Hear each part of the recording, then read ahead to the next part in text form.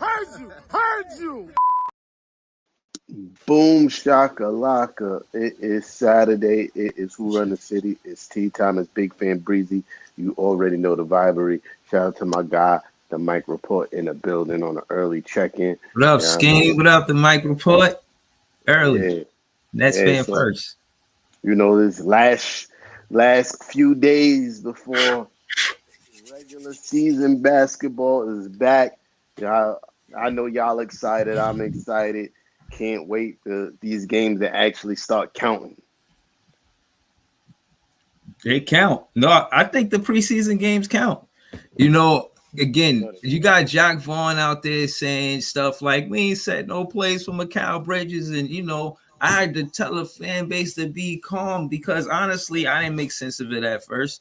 But then I realized, yeah, if anything, you want to get all the intangibles in there, all of the other things that you're supposed to do, far as X's and O's, just knowing how to play without, I guess, a playbook, just knowing how to gain chemistry on the floor without a playbook. Try to do that in the preseason because you can't afford to do that in the regular season. So if there was ever a time to do it, it's the summer league. I won't say FIBA, but in the preseason. We were 2-2 in the preseason.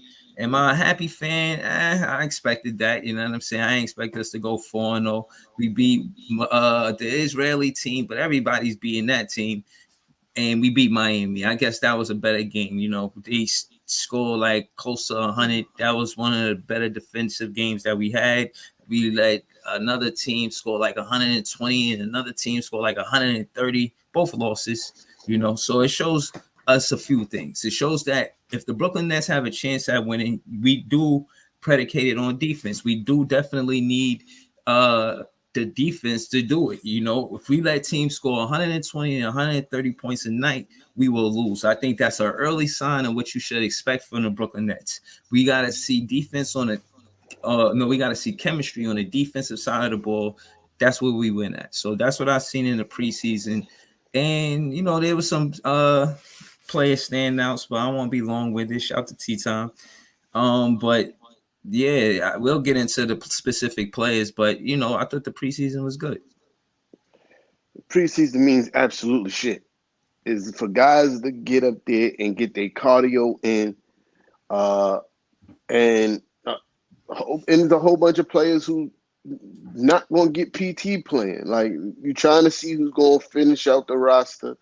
You're trying to see, like, for instance, Evan Fournier was playing. We all know he's not going to play for the Knicks, but he was getting Yo, that shit is hilarious. We all know he's not playing, but he was getting minutes in preseason. Isaiah Roby, somebody who just got cut, was getting minutes in the preseason. You know what I mean? That kid Nathan Knight, he just got cut. He was playing in the preseason. So preseason don't mean nothing. It's just for certain guys to get their wind underneath them and get ready for the regular season. Like, most teams don't even take these games seriously. There's been a few games that I tuned into where all the best players were sitting down. All the best players. You turn on the game like, oh yeah, that look like that's gonna be a nice matchup. You turn on the TV, the whole starting five on the bench, chilling in street clothes. Right. Absolutely. You know why? Because the preseason don't mean shit. They don't even keep official track of the records. It don't even mean official track of the records in preseason. Most teams are not even running the sets that they're going to be running in the actual season in preseason because hence Jack Vaughn. So this is why I'm saying it means nothing. If teams are not taking these games seriously, it means nothing. It's for cardio and to see if we're going to keep these guys at the end of the bench or we're going to cut them. Yeah, I mean, okay, so that's what I'm getting at. How you value that? Because I value that is important. See, me as a fan, I want Jack Vaughn to run an 8, 9, 10-man rotation. I've seen this in strengths in Byron Sky and him taking that team to the finals twice. I've seen it in the ABA championship coach and him running an 8, 9, 10-man rotation. And that's what the Nets are strong at. So I care about who's going to be there and who's cut. It's actually one of the bigger part of the reasons why I do think it's one of the important the preseason is important. We like have two totally different takes right here. The fact that we got all of these players for the most part that's supposed to be on the defensive side of the ball. We didn't want to see who was going to be able to create their own shot. As a fan, I seen Lonnie Walker create his own shot. I think he's somebody that we could go to in the regular season and start. You know, you want to see, and I think I seen that he was able to create his own shot. Cam Thomas was able to create his own shot. I thought he was impressive. I thought also Harry Giles was able to be a player that Ben Simmons can always find, you know. And that being said, this is like how they say that he wouldn't be able to play with Clax because the Clax skill set. Harry Giles, for one reason or another, makes Ben Simmons look good out there. I think he earned the roster spot that first game. He had a double-double, and they just didn't let him DNPs. And I think it's because he earned that roster spot. And I think he deserves it. I think he's a good fit for the Brooklyn Nets. So, again, I think this is why the preseason is good. You know, which is important to see going into the first game of the season where we play the Cleveland Cavaliers with Evan Mobley and the Jared Allen. Now, if you ask me, Nick Claxton got his number as far as Jared Allen. Evan Mobley, not so much. You know what I mean? He's a tough act. You know what I mean? You know, listen, but having Nick Claxton and a Harry Giles versus a Evan Mobley, I think is a good look for the Brooklyn Nets. You feel what I'm saying? So yeah, you know, I like the preseason, and I think I like our chances with our first game. You know what I mean? What about you? Who y'all play for y'all first? We play the Boston Celtics. I mean, it's gonna be a tough game. Yeah, I mean, I can't say that it's gonna be a gimme. It's Jason Tatum, Brown. Those guys are tough. They got Drew Holiday, Porzingis. That's a tough game. Do I like our chances? Absolutely. I like our chances against anybody in the league, but it's going to be a tough game. It's going to be exciting. So I want to ask you, can I ask you, notoriously, do you know the matchup between Brunson and Drew Holiday, like who wins that matchup? The same way like you would mention was not you know, Donovan Mitchell and Jalen Brunson. Like, do you know the matchup between them? Like, what is the versus between Brunson and Drew Holiday? Who's the better point guard, Drew Holiday or Jalen Brunson? Offensively, Jalen Brunson is way better. It's not even close, right? Defensively is Drew Holiday, not even close. So it's like I can't say one is better than the other because they both have they both strong on the opposite side of the ball. Like Jalen Brunson, way better than Drew Holiday offensively. I see, yeah. Drew Holiday way better than Jalen Brunson defensively. So it's a flip of a coin to me. This is what make it interesting. That's why, again, my thing is Drew Holiday is proven. And again, I respect Jalen Brunson. You know, you're not going to get me up here talking slick because I'm on the other side of the bridge. You know what's up. But case in point is, look, Brunson is nice on the offense. And I agree with your take and get into it. But on that first game, that could be the difference maker on who win and lose that game. If Drew Holiday is able to stagnate Brunson's offense to an extent, I want to see if that's possible. I think we should pull up the stat. We should see, you know what I mean? Yeah, right now.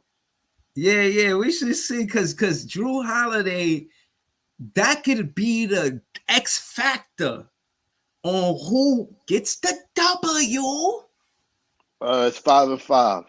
I told you that shit gonna be something. And it's the same division. Shit, y'all talk all like getting out the second round. Shit, y'all might have to break Boston to get past to the third round, man. I don't know. So let me just add this: the last time Jalen Brunson played Drew Holiday, he gave him 44, 7 and 4. You know what I mean? So yeah. There's that. He gave him a 40 piece. Listen, I respect it. It is what it is. You know what I'm saying? But in the beginning of your statement, you said that Drew Holiday is proven. I feel like Jalen Brunson is proven. If you look at what he did in the last two playoffs, the man is averaging almost 30 points a game in the playoffs. Well, he's proven himself to be a top scorer in the NBA, especially when it matters most. In the most crucial moments, you know what I mean? Even in the closeout game, he had a 40 piece. You feel me? Against Miami, Even when he got bumped the year before in the playoffs, I think he had like 35 or something Mm-hmm. like that in the closeout game. You know what I mean? Mm-hmm. So Jalen Brunson is proven as well. I just think that Drew Holiday had the luxury of playing on a better team and with one of the greatest players of his generation in Giannis Antetokounmpo. Yeah, I mean, like, So so let me he's ask back. you this: could Jalen Brunson win with Giannis in that I, same situation with Drew? I believe so. So Giannis is better than Randall. Yeah, I would never debate that. Like, I'm just no trying to get somewhere with you. That's all. No. yeah, I would Yeah, never it's debate just that. Yeah, I mean, I would never debate that. Giannis is, one of the most dominant forces in the NBA that we've seen in his generation, bro. You know what I mean? Like, he's changed the way that he had to be defended. Like that whole shrinking the court shit. That was because of Giannis, bro. Like building a building, wall. yeah, that's what I mean. Building a wall shit. That's Mm-hmm. because of Giannis, bro. Like Mm-hmm. people wasn't doing that for every and anybody. Like they was like, we got to Yeah, nah, figure a for way to sure. stop this guy. So we got to build a wall That's some against it. Shaq shit. Like when you think about it, besides that, that's some Shaq shit. Like build a wall. Shout out to my That's guy BJ in the building. You know what I mean? Barry's in the building. Jimmy J1, Cav. Shout out to y'all, man. Yeah, my fault. Go ahead. yeah, no, I'm just saying. Last time we heard that before Giannis is on some Shaq, like Shaq coming, like Debo. You know what I'm saying? Yeah. Pause. Like, you know what I'm saying? Like, besides, so, and that's again false. And my thing is, shout out to Barry. I see you, you know what I mean? And y'all think that I take stabs at Kevin Durant because he's not on the team. And I think it's unfair to say that. I just be pointing out the obvious. I said that he tried to do what LeBron do and went on the Eastern Conference, but it didn't work like that. So he went back to the Western Conference. I said, yeah, Barry, we were happy about the 18-2 win streak. Yeah, I'm cool with that. But what he do? He want to keep acting like I'm supposed to be praising Kevin Durant. I'm just like, yo, relax. At the same time, those two losses came to Boston, and it's probably because of the physicality that Ime knew to put that pressure on him. And like I told y'all, Tatum went to his school. He know every move Kevin Durant gonna make. Kevin So Durant left the Eastern Conference because he knew he couldn't get past Boston in his mind. He couldn't lead us. I ain't saying no disrespect to him. I'm just saying it's just awkward how he just left the whole Eastern Conference. He's just out of here. yeah, Western Conference because of the physicality of the Eastern Conference and more of the style of play in the Western Conference to get to. so me and Barry was having not even a real debate because Barry don't really be wanting no smoke. He just No say what he say. smoke. He just say what he say and be like, oh, whatever, man. I can't talk to you right now. That's how he debate. Like he say what he say, then you rebut. They be like, oh, whatever, man. I can't believe you just said that, and that's kind of Mhm. the end all be all. But we was having a conversation about a meme that was out, and it said, "Who's the better complete scorer?" Uh, and it's relevant because both players were both a part of the team. Oh, have at it. Where's my So tea? he said, "Who's a better complete scorer, Kevin Durant or Carmelo Anthony?" He said, "Who's the most complete scorer? Not who's the better complete scorer. Who's the most complete scorer between KD and Carmelo Anthony?" And I said, Carmelo Anthony is the more complete scorer. It's Mm, these are the facts that Carmelo's post up game way better than KD. KD got a better mid range game, but it's not by much. Like mm. it's not by much. He's inching out on pause on the mid range game That was what I think. because Carmelo's mid range game is elite level too.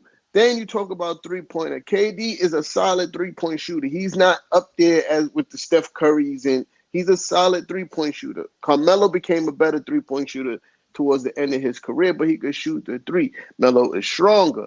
Melo finishes better around the rim. You know what I mean? Like I'm not. I'm all ears. Yo, listen, y'all want to be mad at me, but yo, I'm gonna be honest with you, Barry. You're not. Y'all always say, yo, you're a Knick fan, you're a Knick fan. No, I'm a Melo fan, and I just finished telling you why KD left the Eastern Conference. Melo's a better scorer because he could play and score through physicality. Stop playing with me. You got no friends over here. Kevin Durant is not a Brooklyn Nets player. He's not on my team. He's not on our team. I told you how I do. Stop it. You should walk right into this. He is. Now prove me different. He can't play through physicality. He was here. How many years Kevin Durant got in the Western Conference where he got his 2 championships? I thought so. So here's the thing. Like, there's a difference between saying somebody is a more complete scorer and somebody's a better scorer, right? Mm-hmm. KD is the better scorer between the two. You know what I mean? In my eyes, because Mm-hmm. KD makes it look so effortless. He's better at what he does well, right? On the West Like, Coast. like he's better. He's better at the mid range. He gets to his spots. It's hard. He's hard to defend when he does what he does, right? But when you're talking On the about West in Coast. a multitude of ways that one can score, you know what I mean, and make it a complete game, Carmelo Anthony is better, and that's not no knock on Kevin Durant. Nah. That's why Carmelo Anthony is a top 10 scorer all time in the NBA. Mm-hmm. Mm-hmm. Top 10. And if he didn't get blackballed, I think he's 9 or something like that. And if he didn't get blackballed for 2 years, he would definitely be 8 or 7. He's definitely be 8 or. I'm not arguing about efficiency. I said who's the more complete scorer, not who's the most efficient scorer. Who's the more better?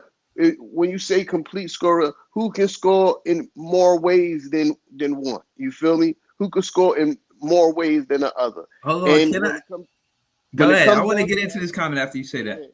when it comes down to who could score in the most ways, it's Carmelo Anthony. You know what I mean? And that's not saying that he's a better scorer than KD, but even though Carmelo Anthony is a top 10 scorer all time, you know what I mean?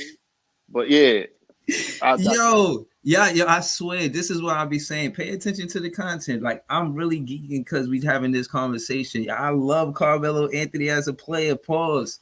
I'm telling you, man. Listen, I think I edge Carmelo Anthony, not because I'm such a big fan, but because he can play and score through physicality. I heard Kobe say Carmelo Anthony, one of the most physical players he ever played in his life. Yeah. Like, bro, he never said that shit about Kevin Durant. He said Kevin Durant got the complete game, and that's true. Far as like we said, being the efficient scorer and the complete scorer, you know what I'm saying, that type of thing. Like, but nah, and I'm saying Carmelo could score in the Western Conference and the Eastern Conference, because it's notoriously known that the Eastern Conference has always been more physical than the Western Conference. And I'm saying, as a scorer, Carmelo Anthony can score on both conferences better than Kevin Durant. Because Kevin Durant, when it come down to it, playoff time, and they put that physicality on him, he couldn't play through it. So don't tell me I changed up on him. I'm just calling it how I see it. You just want me to make a pretty picture. Nah, it is what it is. So don't be mad at me. I said it. I'm standing on it. Carmelo Anthony is whatever the conversation y'all was having. I got Carmelo Anthony in it. Yeah. So this is what I'm talking about when baiting the Barry, right? When debating Barry, this is his retort. I just gave you my points on why Carmelo Anthony is better. You offered nothing back to say why KD is a more complete scorer. You just said you can't believe I'm saying it. Well, believe it, because these are the truths. You know what I mean? These are the truths. You know what I mean? But yeah, on to something else. Yeah, I mean, on to something exactly. You see, you got cooked by both of us. Like, don't act like you don't know us after this. Yeah. Nah, but yeah, you know, we're excited for the season to start. Like we was talking about Boston, us playing Boston. This is why I'm kind of confident against Boston. What I saw in the preseason is that they want to get down the court and chuck up threes, right? Now, granted, they got the shooters, and that night that they beat us, they in the preseason, everybody was on fire. Everybody. It's like whoever stepped on the court and took a 3-point shot, it went in, bro. The whole entire team. But my problem is with playing that way is that, yo, what happens when you're not making them? What happens when you're not making them? What happens when we play our full lineup and you're not playing against, you know, some of the bench players in the starting lineup, and they're actually getting after it on the defensive end and making the attempt to close out because to me, I feel like in preseason, guys are not trying to hurt themselves. You feel me? So they're not going as hard on the defensive end as they could, right? What happens when we start closing out? What happens when guys start really tuning in on what you're doing? And those open 3-point shots ain't available anymore. Are you going to revert back to what you always did? Is ISO ball trade off between Tatum and Jaylen Brown, and then you got KP out there just waiting to see if he get the ball. Like we want to see all this in the first season, in the first game, and I got confidence because my team defensively is going to be tough, man. Some things that I like that I saw between some of the lineups. I like the way Mitchell Robinson been playing all preseason. He looks the most physically in shape that I've seen him in his whole Knick career. Like I'm talking about his cardio wise. Like he don't seem to be getting winded as easily. Like I used to watch Mitchell Robinson get on the court, and 6-7 minutes into the game, it already looked like he gassed out. You feel me? Like Okay. that's not the case no more. Coach Tommy T played him solid minutes in the preseason, so you can really see where he's at physically. Uh, Dante DiVincenzo brings a added something added that we didn't have in the last few years, which is somebody who could help force turnovers, getting in the passing lane. Dante DiVincenzo's hands defensively, pause, is excellent, bro. Like the way pickpocket, getting cookies left and right. It's gonna be fun to see. I really do have us beating the Celtics, but like I said, it's not gonna be an easy game. It's gonna be a hard fought game. I wouldn't be surprised if I saw OT. You feel me? It's gonna be that kind of game. You know what I mean? Especially in the Garden. The Garden gonna be rocking. You know how much we hate Boston. It's going down. Yeah, now I hear you, man. Listen, we played Cleveland our first game, and we played at the Barclays. The Barclays gonna be rocking. Shout out to the Liberty. They got what they got to the finals. Made it like it's only 5 games. They made it to 4. It's all Yeah. good. It's all good. But they made it to the finals. So I want to acknowledge how they were hooping because again, they were part of the reason why the city kept a buzz in the whole off season of the NBA because Mm-hmm. they were playing great brand of basketball. So shout out to them. Salute. Y'all ain't get the championship, but we still got big support for the Liberty. Y'all did what y'all did at the Barclays, and we appreciate it. Hopefully, we could carry that over. If the Nets were to go to the finals, that would be tremendous. So that was nothing to sneeze at, which I did. Salute. You know what I mean? Shout out to the Liberty, New York Liberty. Now, I'm not saying that the Nets is going to the finals. I'm just talking about game one. Now, now we get back to game one. I feel like having Harry Giles on the roster is going to be important, is because again I seen Ben Simmons. He was able to find Harry Giles quite often, and they was saying that would be the issue on how Nick Claxton and Ben Simmons won't be able to play alongside each other on the same floor in the starting lineup, but if Harry Giles is out there next to him, you know what I mean? And what I'm looking at, honestly, I don't know how healthy Cam Johnson is as a player. So you got to consider other players being in the lineup, in the starting lineup when Cam Johnson is on the roster. You know what I'm saying? They say he's going to be at a practice. I think the next practice, maybe they will. It's Jimmy. Nah, it's not. It's an easy conversation. Don't do that. You know what I'm saying? But I think Cam Johnson, for the most part, will say, I would say the top many games he'll play is about 55, 60. You know what I'm saying? Or 50 to 55. So you probably gotta try to find somebody that's gonna be there. That's 30 games is a lot. You know what I'm saying? So you know what I mean? I think Cam Johnson, he's gonna take a leap, but I'm starting to think that maybe he not taking the same leap as Mikal Bridges. Maybe they have different leaps. But it's interesting too, because when I think about how we're going to play versus the Cleveland Cavaliers, I keep thinking that we can neutralize Evan Mobley with a Giles and a Nick Claxton. And if they were number one on defense, they're going to definitely take that same page and bring it to next season. So they definitely going to keep Jared Allen and Evan Mobley in the lineup. And, I seen they got Imani Bates. They're not surprising nobody. They really got a good team. But that being said, because they're not surprising nobody, I think the best approach, honestly, is not to drop coverage of what we've been doing as a recent ish. Not my favorite thing to see, as far as basketball. Me personally, I want us to play man to man. I think man to man is a good defense because you can see who, for the most part, everybody got a reputation of playing good defense in that starting lineup. You feel what I'm saying? So, and that being said, a man to man would be better opposed to playing drop coverage where you try to, I guess play good defense, but you give them the deep three. I just seen the 76ers put in a rookie. His name was Smart. He hit like 2 threes that ended the preseason game. I'm like, yo, it's an uncontested three, even if it's far. It's like nobody there to put their hand in the face. It's not contested. So these are NBA players. They're gonna knock that down. So I'm not really with us doing the drop coverage. We did that in the preseason. And I hope that's one of the things that we don't start the regular season with. You know what I'm saying? I feel like Nick Claxton could hold his own versus Jared Allen. I feel like Nick Claxton and Evan Mobley, that's a tough matchup. It's not just like one-sided. You know what I'm saying? And if Cam Johnson there, I don't really want Cam Johnson versus Evan Mobley at the four. To be honest, not versus Evan Mobley or Jared Allen. I don't think he should be in the starting four. For us to win. And that first quarter mean a lot. We can't have team jumping out in that first quarter with a big lead and for us to, try to trail and tie and come back or just come back and take the lead or whatever. I think we need to make sure the lineup is right when we in that game. We need to make sure we got Nick Claxton, Harry Giles, right? Mikal Bridges at 3. Y'all want to start Cam Thomas? Fine. I ain't going to debate y'all all day. You can put Spencer Dinwiddie at 2. I seen his catch and shoot in the preseason. I thought it was kind of good.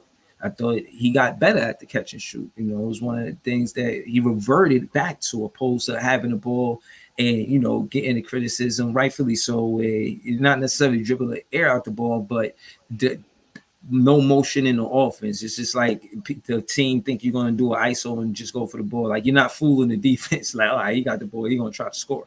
So he's more off ball now. So, yeah, I think that Mikal Bridges should be the 3. Dinwiddie should be the 2, and Ben Simmons at the 1.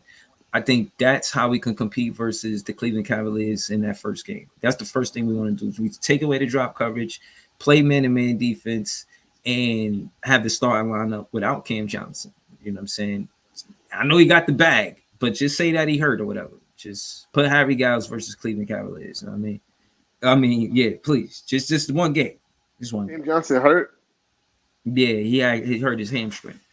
Oh, man, that sucks. Hamstring injuries ain't no joke. One, hamstring injuries are no joke.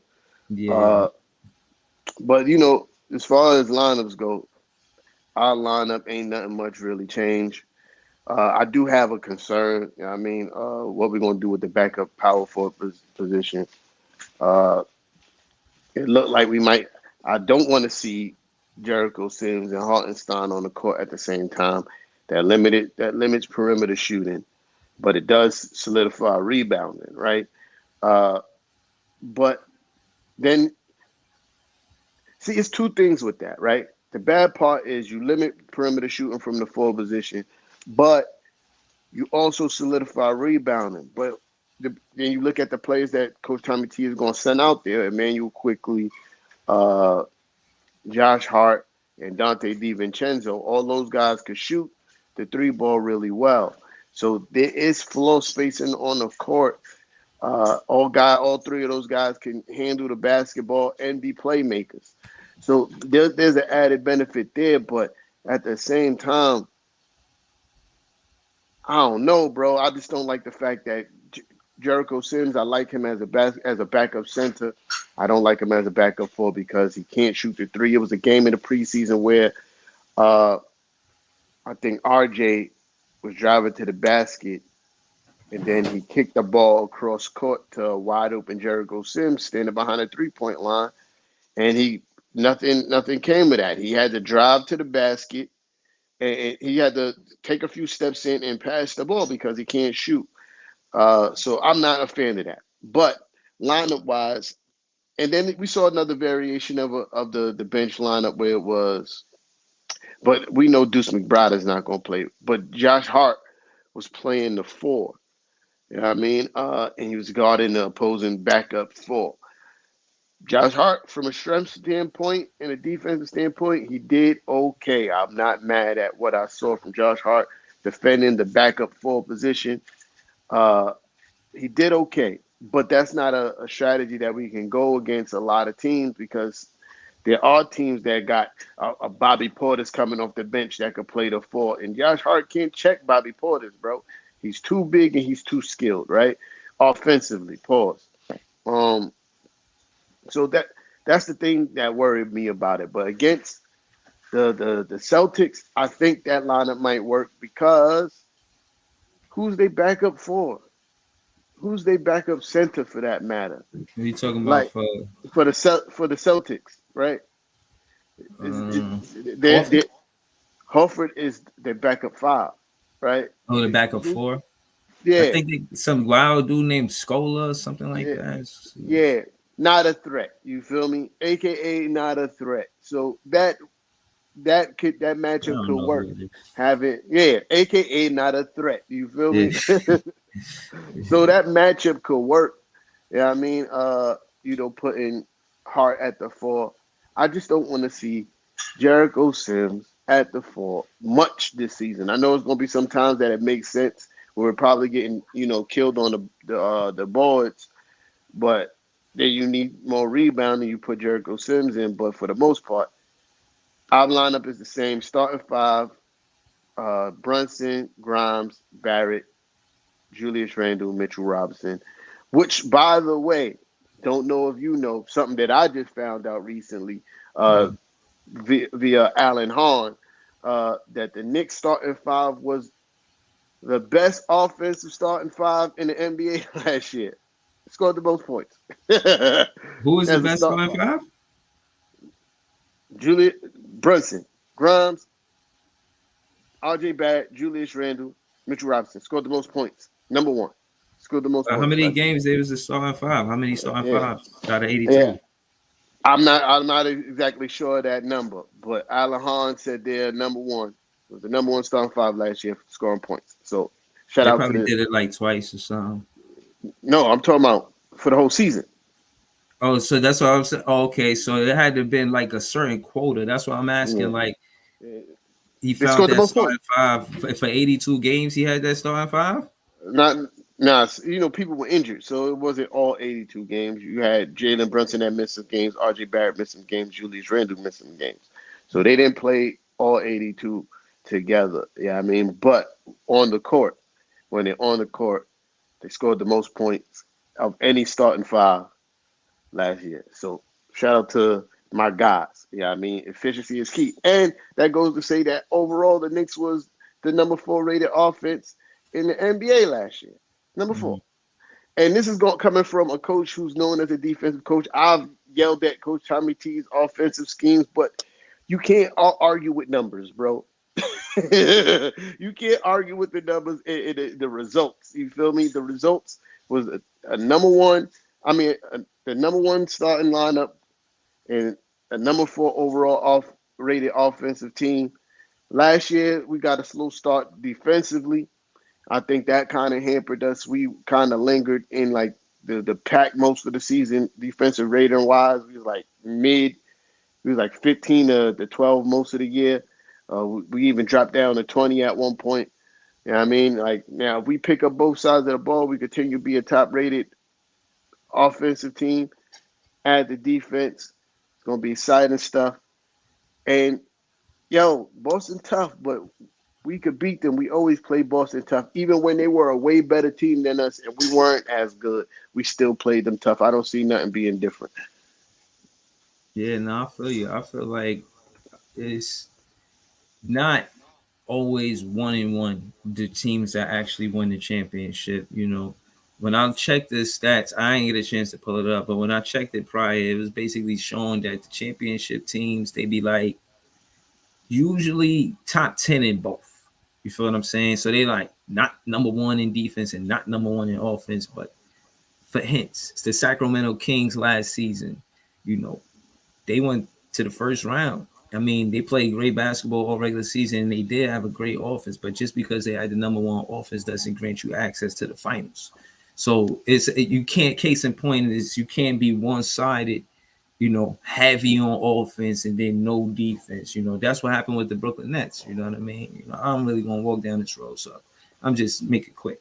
But case in point is you want to even keel. You want to be able to at least be in the top 10 of both. Especially if you want to be a championship contending team. But to be more accurate, I think Denver last season, when I looked at it, was like number 5th in offense and like number 12th in defense. So you know what I'm saying? You want to be right around that range. You know what I mean? So I think the Brooklyn Nets are going to be heavy on the defensive side of the ball this year. For us to win, we gotta be able to. The good example that we had in the preseason is holding Miami to like just around 100 points.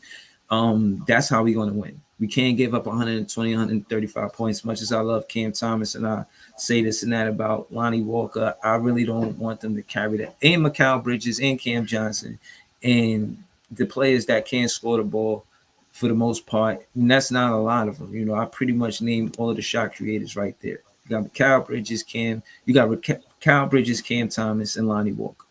Those are the shot creators on our team for the most part, in my opinion. And Spencer Dinwiddie, respectfully.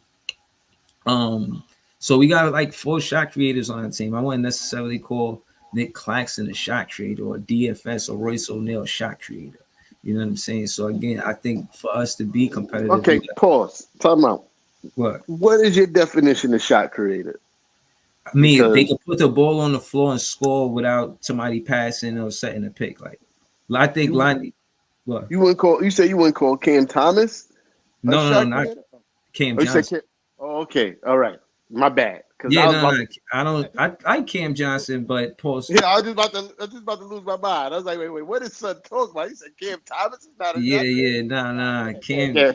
I would just call him CJ. I don't really like saying his name like that. I think CJ is a good wing, but he's not necessarily a shot creator. Like he's not.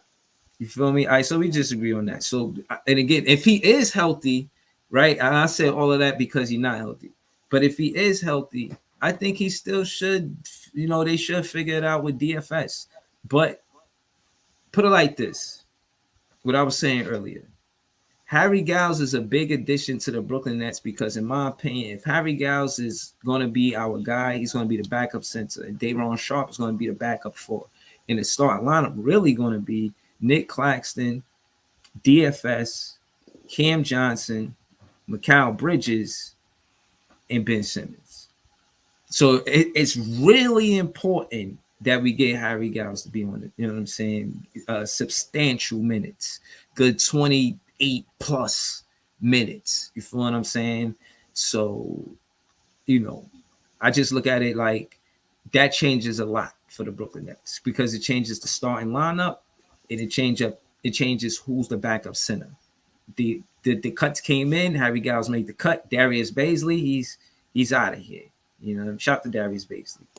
But I think going into that first game, we pretty much know what we're going to do. I'm pretty sure the Brooklyn Nets are getting some practices. And to what Jay said, because I don't really like, he said we have played really good stints on defense, but definitely not in the first quarter. Facts. And not only that, you also said that you didn't like that JV didn't show his hand. And I want to say this is like poker. It's like chess. It's a strategic game.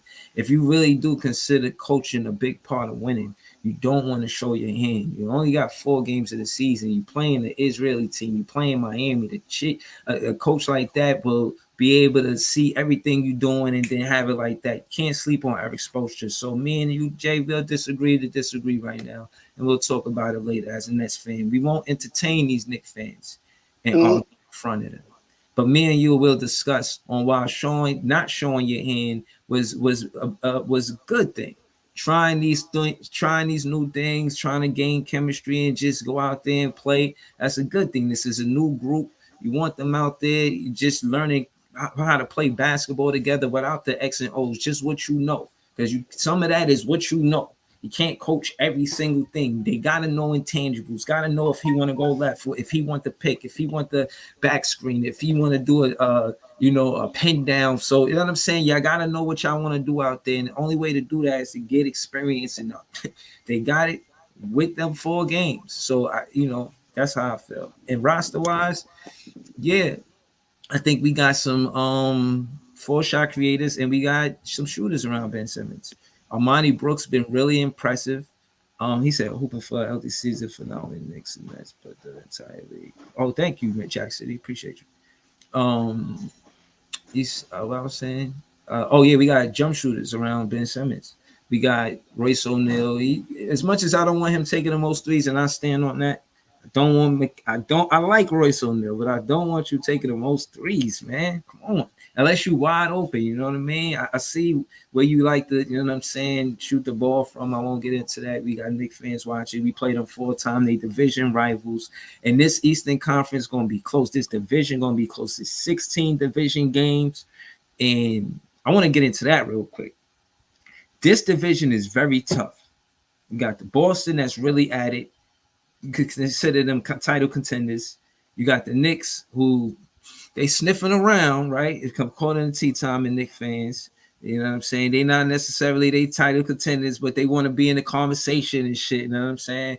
Like, so I was, you know, then you got the Nets who want to continue to be a playoff team. Shout out to practicing the Barclays. Sean Marks already pulled up. Then he pulled up for the orientation, not the practice in Barclays. But case in point is he said when he was there, he wanted the Nets to be a playoff team. I think we really want to compete. I think the 7th is the least to say. You know what I'm saying? I think we want to be a strong playoff team, and that's 1 through 6. But I think realistically we'll be 4 through 6. The strongest of the Brooklyn Nets you should look for us to be is like 4 through 6. If we more than 4 through 6 as a fan, I'm gonna keep it real with you. I would be surprised.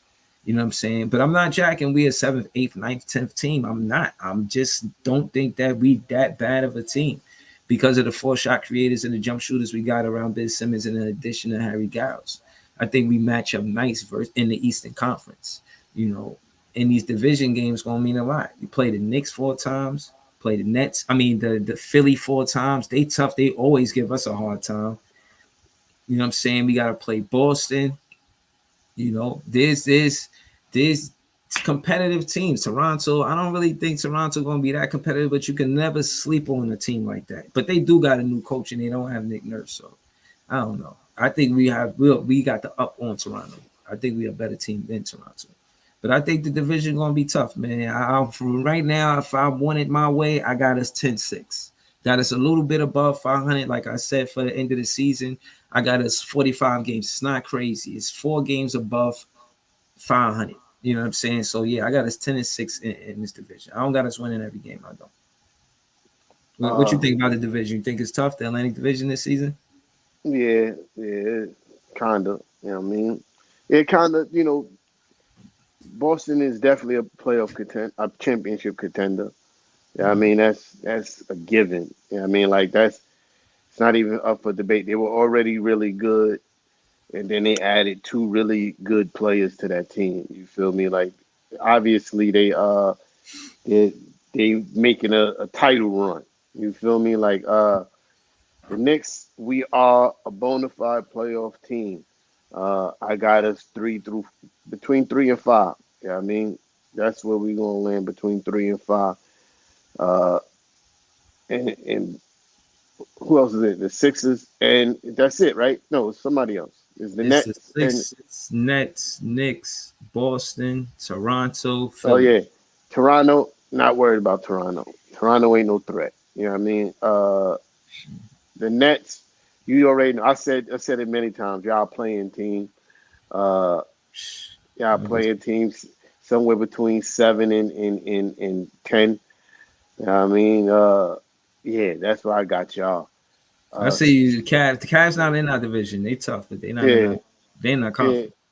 yeah. They in our conference, not in our division. Facts. Philly, as long as James Harden on that team, they gonna struggle. He's already shown he's starting to do what he did in Houston and in Brooklyn when he wants to leave. He's starting to. He's gonna play because he want his chicken, right? Mm-hmm. And they said they're gonna find him somewhat up above $300,000 every game in practice that he missed. That's not sanctioned by the team.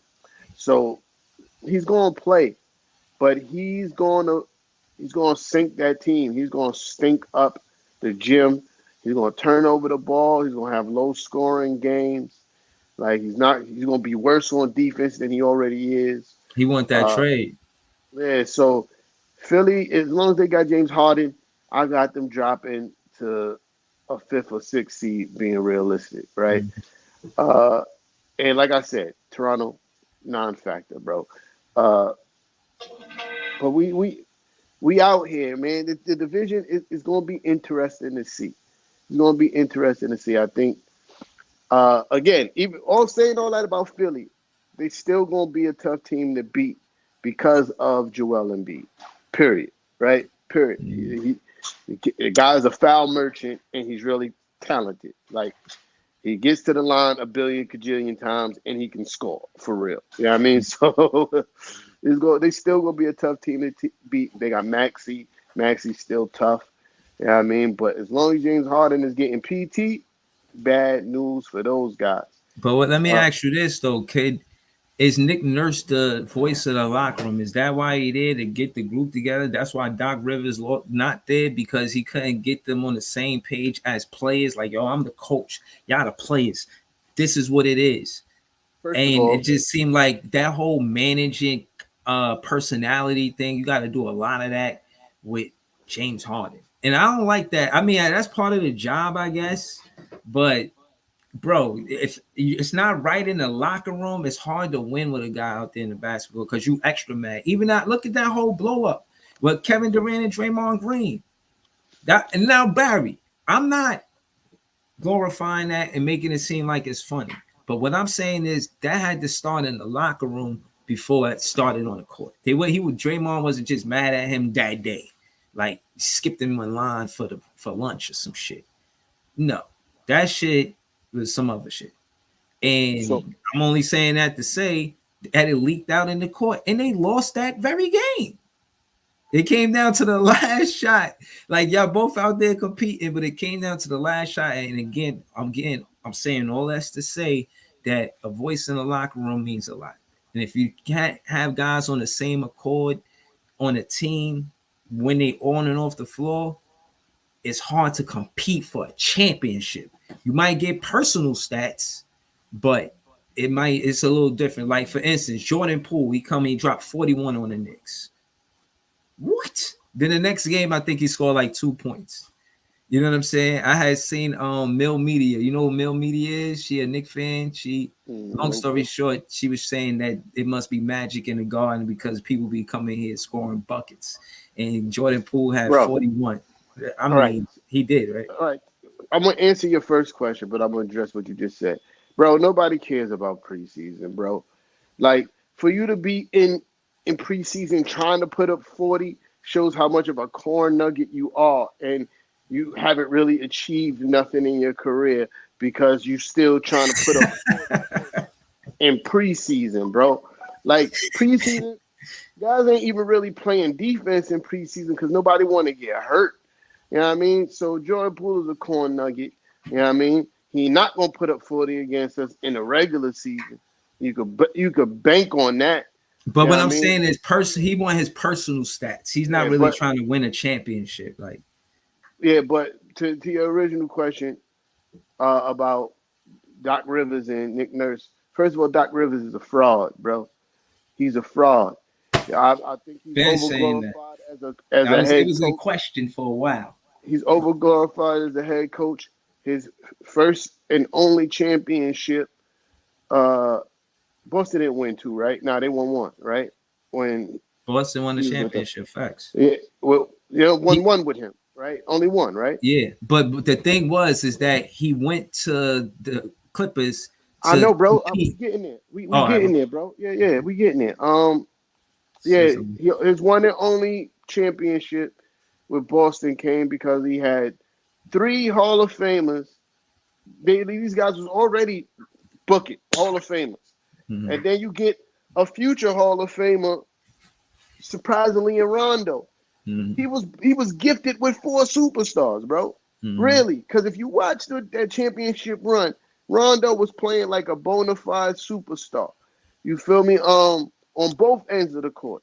So Mm-hmm. you get lucky with that, right? And then they send you over to another team in the Clippers who had more talent. I think was a more talented team.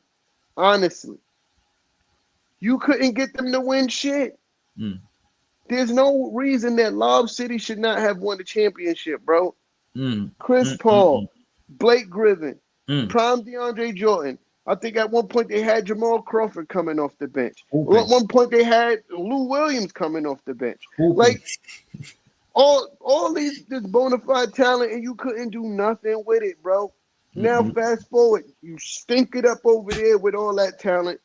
I mean, granted, you got to the playoffs and you got some deep playoff runs for it, but that was a given with that roster. I could have coached that roster to a deep playoff run because they were just that talented. Then fast forward, you get handed another seriously talented team. Another seriously talented team. You had All-Star Ben Simmons. You had Joel Embiid, Tobias Harris, and a multitude of other really good supporting cast players on those rosters with his tenure as the head coach of the 76ers. And yet again, he stunk up the joint and couldn't get these guys over the hump. Pause. To Quick win the question. championship. You think Tobias Harris coming to the 76ers was part of what Doc Rivers wanted? He had a say in that? I don't know. I don't know why wouldn't he want Tobias Harris? Tobias Harris is a bucket. He's inconsistent, Who was but there he's a first, bucket. Tobias Harris or Doc Rivers? Because he came from the Clippers, is what I'm saying. Tobias Harris used to play for the Clippers, right? Yeah. He I was don't know hooping who with the Clippers. He was was there playing first. good over there. I don't know who was there first, but yeah, bro. So much talent on that team, bro. And he wasn't able to get over the hump. Pause. Did they Yeah. even make it a fight to the finals in his tenure? Nope. No finals appearance. I Because think the during his conference tenure, finals. during his tenure, it was Boston and the Heat that been going to the finals from Mhm. the East. And yeah, he's a fraud. You know what I mean? So I think hiring Nick Nurse firing Doc Rivers had more to do with against with Doc Rivers not being able to take the team to the promised land than Nick Nurse Mhm. being able to come and control the locker room. That locker room is fucked. There's no controlling Right. it. It's over. Right. It's over. It's over. It's over. Uh, as long as James Harden there, clip. And if they don't get somebody reasonable to replace James Harden, then Embiid gonna be disgruntled. Like that locker room is fucked. There's no savoring. It's a dumpster fire. They need to sell and start from the beginning. So the answer, Jay, because this has been irking my nerves for the last few weeks that this Mhm. rumor has been circulating. It is cap, bro. Cap, bro. Because they always talk about the Knicks got interest in Joel Embiid or what's the dude name? I forgot his name. One of the talk heads on ESPN. He was saying that there's little rumblings. He said scuttlebutt. Pause. That word is crazy. I don't understand why he decided to use that term when they're talking about NBA basketball players and trading. Scuttlebutt is a crazy term. I don't even I really know don't what even it know what means. that means. I never Well, heard that in the battle rap. listen. I don't know what it means. It just sounds real crazy. I don't understand why he chose that word. But whatever. He said that is a scuttlebutt pause because again, that sounds crazy. Rumors that the Knicks are interested in trading for Joel Embiid. You know why this is capped? Because the Knicks never broadcast they moves. They never talk to the media. So where do you hear these rumblings from? They like to say, "Oh, a source in the organization." Who is your source? Is it the hot dog vendor? You feel me? Is it the guys who sell the glizzies at the glizzy stand? You feel me? Is it the security guard who checks the tickets when you enter the garden? Who is it? Is it Mhm. the towel boy who wipes up the sweat when somebody hit the floor? Like because You need to none of the stop this scuttle button, man. yo, bro, what the cast and shit broad That the number two. oh rumors gossip. Oh, yeah. So it's still a nasty word, bro. Scuttlebutt is It's crazy. disgusting. It's crazy, bro. There's other words you could have used, bro. It's mad other words that could be used. But Of it's course. back to it's cap because the top brass in the New York Knicks organization don't speak to nobody. Everybody in the New York Knicks organization is very tight-lipped, pause about the moves that they make. So all this rumors is cap, bro. It's cap. And furthermore, the Knicks, whenever there's a superstar that's disgruntled or is a free agency or whatever, the Knicks is always mentioned, bro. Always. Every single time. Without fail. And how many times have any of these talk heads been right? The only time that it was broadcast that guys, the Knicks moves that they were making was Jalen Brunson and Donovan Mitchell because that was no brainers for the organization, and they made the intentions clear to the player and the rest of the league that hey, we got the big guns here and we want that player. You feel me? But other than that, it's cat. They don't talk, and these talk heads be wrong 99% of the time when they talk about the moves that the Knicks are making. So cap when it comes to Joel Embiid, cap until they prove me wrong. Cap. You know what I mean? Because one, the Sixers is going to want too much. He's the reigning MVP. You're not going to just be able to give up Mitchell Robinson and draft picks. It's going to be Mitchell Robinson, either Julius Randle or RJ Barrett, Emmanuel Quickly, and picks. A shit ton of picks. And that's too much. It's a completely different team now. That team doesn't win a championship. And that's what you would be trading for Joel Embiid to do, is win a championship. And if you trade away those kind of pieces, you do not. That's not a championship contending team, bro. You know what I mean? It's a playoff team, something that we already are. And that's why I love my front office, because they've been very frugal and not willing to break up what we were building to try to chase a championship, because they know that doesn't work. But yeah, I'm done. Yeah, I just wanted to leave off saying this is a year for everybody to see that Jacques Vaughn is not a fraud.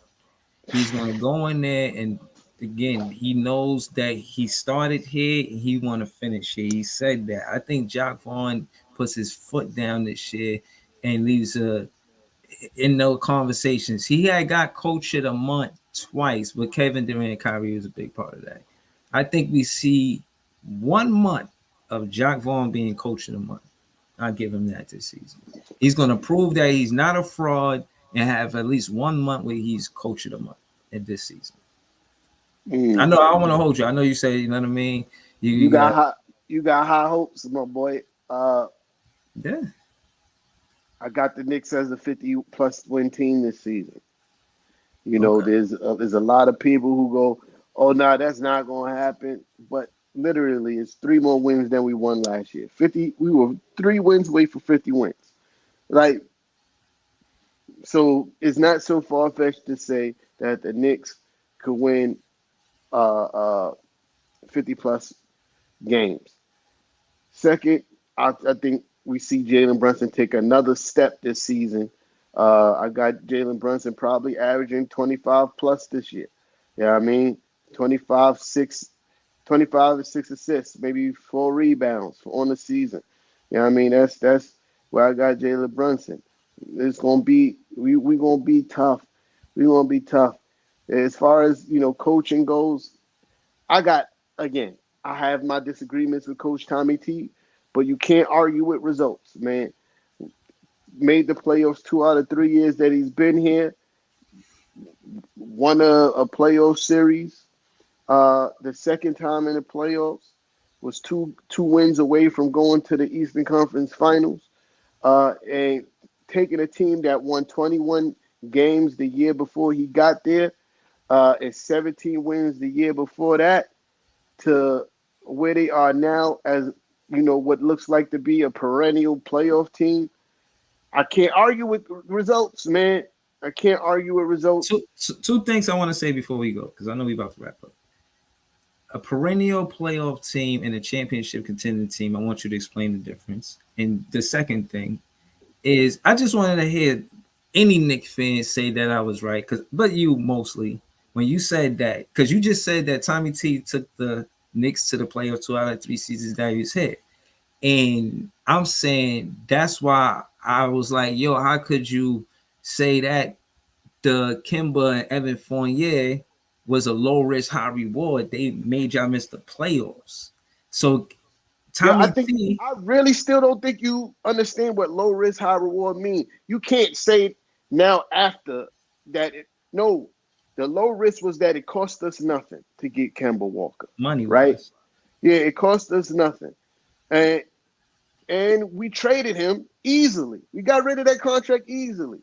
It was was it a setback? Yes, but it was still now. If Kemba Walker played to his former self, that's the high reward. The low risk is that it costs us nothing. If it money doesn't work, wise, y'all missed the playoffs. and if it doesn't work, we get rid of him.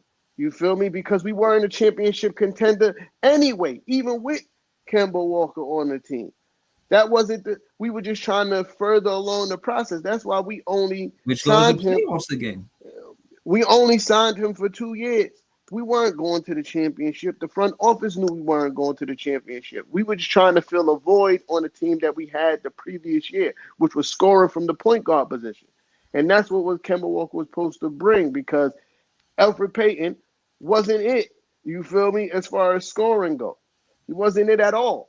So, like I said, it was a low risk, high reward, because the high reward is if he was able to produce at a high level like he was. The low risk is that it cost us nothing, and if it didn't work, it'd be an easy contract to get rid of. You keep on harping on it was a high risk because y'all didn't make the playoffs. You weren't going to win a championship anyway. Okay. Like, All right. No, I'm just going off because you yeah, remember, I remember the earlier podcast and the trajectory of the front no, office and when y'all supposed to go. I just thought that it'd have and been nice trajectory wise if Tommy T went to the so playoffs all so three so get seasons. so I so thought they guess were the what? two that made the difference, and We're that still not on happened. schedule. We're still on schedule to what the front office said they was trying to do. Okay, So what's again, the schedule? I'm not sure. he said 4 to 5 years, title contenders. We in year 4. You know what I mean? And we one step from where we need to be. We still on schedule. So Okay, again, like I said, low risk, what's good? high I'm Patrick reward. Beansworth. Like I said, low risk, high reward. Jerome Flex, that's cap. If you think that, then you must think that the Nets gonna win less than 34 games, because there's no way that you think that the Nets is a better basketball team We than gotta the New see. York Knicks. Yo, before we go, I just want to say this. Yes, last season and in those 28 games, y'all were clearly the better team. And again, team. Now that we in a situation where we get to start, I'm not giving y'all that, bro. Yes, y'all were a better team going into those 28 games. Yes, y'all were a better team. But if you like, we're not talking about the team in a sense where the beginning of the season with KD and Kyrie. We're not even talking about that situation. We're just talking about the 28 games. And the Knicks were the better team. But going into this at the start, 0-0, prove it. Yo, It's for y'all Jerome, to prove that y'all the better team, but it's not don't worry. yet to be seen. We got a whole different group. It's coming. It's Not a coming. whole different group from those 28 games, but a different group from those Don't 28 games. worry.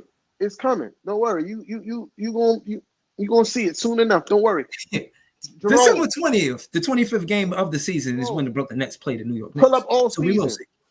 Pull up all season. I want that same energy all season. Oh So yeah. make sure Oh, you hear. we hit. We hit.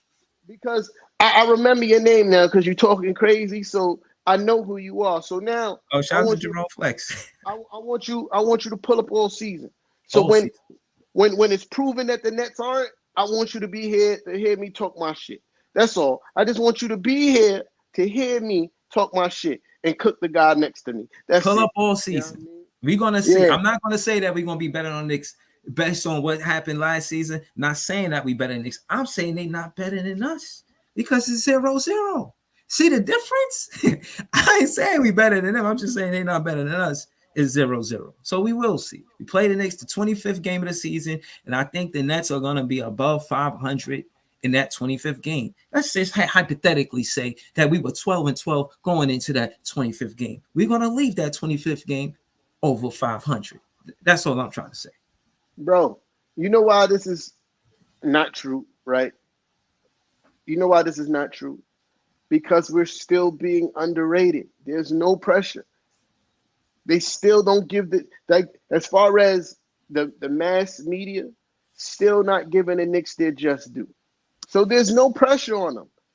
They're playing with house money because not much are expected of them from the mass media. So they're not playing with pressure. They still be trying to front on the Knicks and saying we're gonna be like a 6 or 7 seed type vibe, between 5 and 6 or 7, right? They still saying that. So there's no pressure on the Knicks. You feel me? As far as to achieve. So that's not even really true. But I guess, you know what I mean? I guess whatever makes y'all feel comfortable going into the season and saying that the Knicks are not better, or whatever y'all need to use to give yourself confidence against the New York Knicks, use it, bro. Because like, again, I know that's the name of the podcast, but again, it's the 25th game. Before we get there, our schedule tough. Not to get into it now, it's the later part of the show. We'll get into it. As a matter of fact, when we see y'all next week, we done already play game 1. Game 1 is next Wednesday for the Brooklyn Nets. So yeah, I think we played a couple games by then. Hold on, let me check. We're gonna see sooner than later. I see a lot of we gonna see in the chat, and I just want to let you know we actually will, you know, because we're gonna play before we had the next part, and trust me. So the Knicks play 2 games. Okay. Before next week, we play Boston and the Hawks. The Nets. The Nets. How many games y'all got? Y'all play 2 games as well. Mm-hmm. Y'all play 2 games as well. Versus they bring it all. Y'all playing all the ex-Nets. Y'all playing the Cavs, and then y'all playing the Mavericks. We go on the road. We play that 1 home game, and then that next game we go on the road. Bro, listen, y'all guys are hilarious with this guy, bro. Y'all gassed off a few preseason games. I mean, he still got a lot to prove, bro. Y'all gassed off a few preseason games, bro. Yeah, Ben is back. That's where the Nets is putting all their hope in, huh? That's the balance of y'all season. Ben Simmons, huh? I just want to say something to that.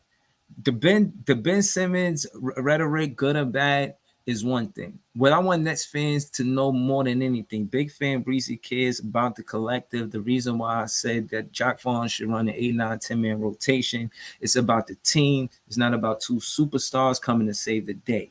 Shout to KD, shout to Kyrie. That's not what we doing. We got a situation where the focus is the biggest voice is the coach, and him correlating how to win to the team, not Kevin Durant in the Brooklyn Nets, not Kyrie Irving in the Brooklyn Nets, but the team. If you look at the style, I won't get into that. Pull up to Big Fan Breezy page if you're a Nets fan. You cannot give Knicks fans no sauce because they are rivals, and you can't let them know what we fitting to do. Just know, if Ben Simmons is running the point and Jacque Vaughn is the head coach, we got a good situation. Don't look at Ben Simmons as he's supposed to do anything that KD and Kyrie did. Look at him as far as a fit in the glove. It's snug. Just look at him as the style of play, how he likes to play basketball back when he was young lad in Australia, hooping, jumping like a kangaroo, doing his thing. He fell in love with that. That's what you're going to see in Ben Simmons, that boy that grew up in Australia that loved basketball. That's what he's bringing to the Brooklyn Nets next season. 2 things, right? We're going in tradition of what we do all season long, we got to give team predictions for next week before we get back. Yeah, I mean, what's the record's going to be before we get back? And that whole Ben Simmons love of the game, that has been in question since he was in college. The scouts said they don't really believe he loves basketball. They think that he's really good, but they don't think he loves the sport. You feel me? So, yeah. There was a man that had a tattoo of Ben Simmons on his chest. So that means he, as a fan, loves basketball because of Ben Simmons. And if Ben Simmons could see that, he could find it in his heart to remember when he fell in love with basketball. I mean, that fan inspired Ben Simmons. Good luck with that. Yes. Yeah. He said, "I can't wait. How about your boys? My boys going to be a top 5 team in the NBA. What you talking about?" Yeah. So predictions. Y'all played Yeah. 2 games. Cleveland, Mavericks. What y'all Saturday? How you coming to the show? The Barclays, I think we definitely win that game. This a home game, last home opener. We Against the got Cavs. yeah, Against the we got Cavs. to ask for last home opener by the Pelicans. So this home opener with the Barclays, I think we want to win. You know, we're not expected to win. Everybody got the odds against us. We're not supposed to do nothing. I think it'll really set the city on fire, keep it real lit. If we could, it'd be lit in the city if we could win that first game. So I think the Brooklyn Nets really do carry that momentum of the Liberty going to the finals, carry that over. I think that carries over to the Brooklyn Nets, and we win that first game. That second game, I don't really know. What I'm saying, I don't really know what's going to happen out there. Dallas is Yeah. far. You know what I'm saying? You know, just on the road, it's raining. You know, they might have jet lag. I don't know what's going to happen. But on if they on the same accord and they win that first game, I think we can win and we'll be 2-0. I think we either 2-0 or 0-2. I'm gonna keep it real with you. If we win that Nah. first game, I think we could keep that rolling and win that second game. I don't I know how, needed. I but needed I the think that definitive. momentum will carry over. But if we I lose need a that first definitive game, I think answer. we lose that second game, honestly. I need a definitive answer. None I of got a this. 2-0 then. If I got to choose between 2-0 Yeah. and 0-2, I'm going All right. 2-0 All because right. we win that Because first game. literally, bro, you kind of gave me 2-0, 1-1, and 0-2 all at the Now I'm gonna same say time. 2-0. I'm gonna say 2-0 because I think the Dallas Mavericks is what they seen in the preseason. And that's if they try to score 120, 135 points, they're gonna beat us. But if we could hold them to like what we did to Miami, like close to like 100 and kind of score with them because they don't really have defense, I think we could beat them. That's why I think we could beat Dallas. I think we could beat them because they don't really have defense. I don't like what defense they got. I got y'all 1-1. I think y'all lose against the Cavs and y'all beat the Dallas Mavericks. For the same reasons why you just said y'all beat Dallas, because they don't play no defense. Yeah, I mean they're gonna try to outscore y'all, but I think y'all a solid defensive team. Y'all can make it a little bit difficult for Luka and Kyrie, and the rest of their team is ass. So Yeah, who are they? yeah, yeah. So I got y'all 1-1. As far as the Knicks home opener, I think we win that game. Okay. It's the home opener. The energy in the building is going to be electrifying. There's a lot of pressure on the Boston Celtics, right? Mm-hmm. Uh, New group. yeah, a lot of pressure on the Boston Celtics. Their new group is going to have to play in the crunch time. You know what I mean? Like, it's no longer you just get to play the 3 quarters and then you sit down and let your bench, the guys who's really trying to fight for a roster spot, take over the rest of the game. How would these guys execute in the crunch time? The Knicks, we know that our lineups been together for a whole season. They know where the ball needs to go to in the crunch time, which is Jalen Brunson. Yeah, I mean, so I think that it's a close game, but the Jerome Knicks win. Flex. Yeah, Jerome it'll be Flex with close. the smoke for you. Yeah, listen, he said I'm hating, but you think that the Nets is going to beat the Cavs, but I can't believe that the Knicks could beat Boston. Who's hating here? Like, who's hating here, really? You know what I mean? So, then we play Atlanta. We're going to wild them boys up. We're going to wild them boys up. We're going to wild Atlanta Yeah. up. But you know what's funny about that is everybody got Atlanta beaten better than the Nets. And I just don't see Atlanta as that no more. They lost Herter and they didn't recover from that, bro. Yeah, they I feel like it's all gas like it was last year. There's a lot of gas about the Hawks last year, and they Sunoco. didn't live up to none of it, right? He said Sunoco, that's hilarious. They didn't live up to it. And we play in Atlanta, which we all know that's the Garden number 2. You feel me? That's the Garden light. You feel me? MSG Atlanta, MSG ATL. That's what we're gonna call it from now on. And that's another home game for us. We're gonna wow them boys up, bro. Trae Young is not really. Listen, man. This is a hot take right here. Trae Okay. Young is not as good as everybody make him out to be, bro. He's not that good, bro. He had that one good playoff series against the Knicks, and then they still living off that hype 3 years later. Mm-hmm. That's how you know he's not it, because he hasn't done nothing else in that 3 years time worth talking about. So they only talk about his playoff series still against the New York Knicks 3 years later. What other superstar they do that for? None, because there's always something new and more current to talk about. He don't have nothing else to talk about. Trae Young is not really like that. Ever since they changed the foul rules, he ain't been like that. He ain't been scoring all these wild numbers of points that he was before, because he ain't getting 25 foul shots a game. He's not really like that. Jamal Murray, another one. All gas, no breaks, Damn. bro. All Damn, you gas, got no you breaks. smoking Jamal Murray too? Oh Yeah, shit. absolutely. He in the Absolutely. Western Conference. No, not Jamal Murray. My fault. Not Jamal Murray. Is a Murray kid on the Hawks. I forgot his name. Oh, DeJounte Murray. DeJounte Deontay Murray. Murray. Okay, yeah. DeJounte Murray. Yeah, he's all gas, no breaks. You feel me? He did.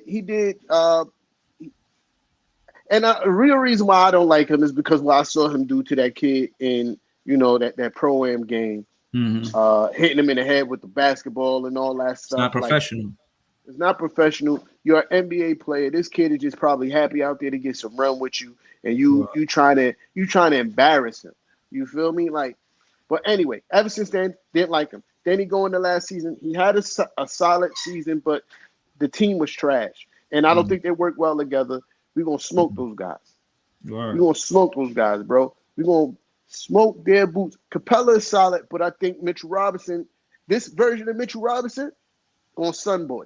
You know what I mean? He going to Sun Clinton Capella. You feel me? We going to pack. The only person that really worries me on that team is Bogdan, whatever his name is, because if he's hot, curtains, bro. He's a lights out shooter if he's hot, bro. Curtains. And the Hunter kid too. He's nice. Wait, he's still there? Yeah, I think he did. Collins left. Yeah, that kid, Hunter. They don't kid, got John Collins. Hunter kid worries me too. But other than that, curtains for those guys. We're going to pack them up. I got the Knicks coming in the next week, 2-0. You know what I mean? Yeah. So what do you think? Because I gave my predictions for your team. I think, I got, y'all smoking Atlanta for one. And the fact that the Boston Celtics is a new group, I get an advantage to the Knicks just because, y'all got the core. And I didn't do nothing crazy in the offseason. I've always been a fan of that. I honestly got them 2-0 going into next podcast. Yeah, I bet that. So that's what it is. I got the skedaddle. You know what I mean? Shout out to everybody that pulled up. Jerome, make sure you here, bro, for the season, because you was talking real spicy in these comments. So yeah, pull up, man. Yo, tell them about Cook Coach Alive. Tell them about Cook Coach Alive. Cook Coach Alive. We usually try to do it on Wednesdays. If you're available, pull up. We post the link in the comment for you to join the screen and have your takes heard. You feel me? Yeah. You can post. We post the link in the comments. You can pull up on the screen and have your turn to talk and rock out with us and talk your shit. But it's smoke on these lives, man. It ain't nothing friendly on Cook Coach Live, man. You know what I mean? Nothing friendly on these Cook Coach Lives, man. So we're gonna see Wednesday time to be announced, because I'm doing Nixon-ish on Wednesdays as well.